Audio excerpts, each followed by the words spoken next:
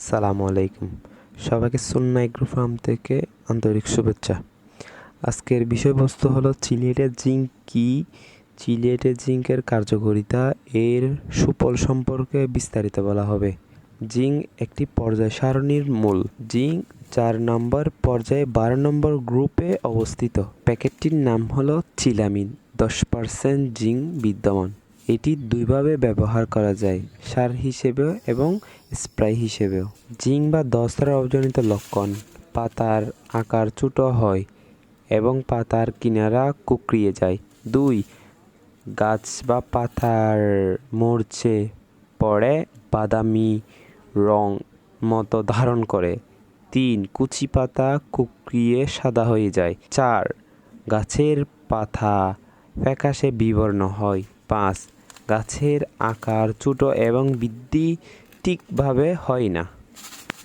চিলিয়েটেড zinc এর কার্যকারিতা: 1 number, দানাজাতীয় শস্য যেমন ধান, গম, ভুট্টা এর অত্যন্ত কার্যকরী।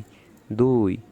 ফলজাতীয় শস্য যেমন আম, কলা, লিচু, পেঁপে ইত্যাদির জন্য খুবই উপকারী। 3. সকল প্রকারের সবজির জন্য বিশেষভাবে প্রয়োজনীয়। 4.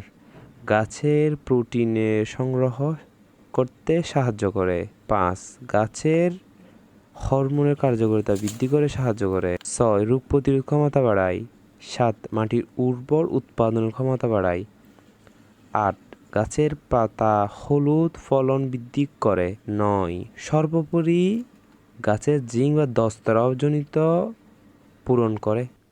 আমি নিয়েছি এটি 2 লিটারই একটি স্প্রে এর বোতল। আমি আন্দাজ করে চিলিয়েটেড জিঙ্ক ব্যবহার করতেছি। আপনারা অবশ্যই মেপে নেবেন, এইভাবে স্প্রে করবেন।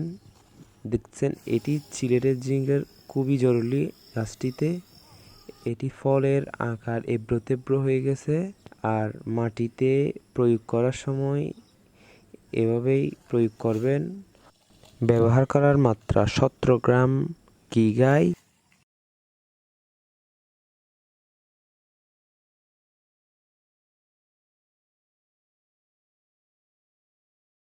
12 শতকে ব্যবহার করা যায়। সবাইকে ধন্যবাদ।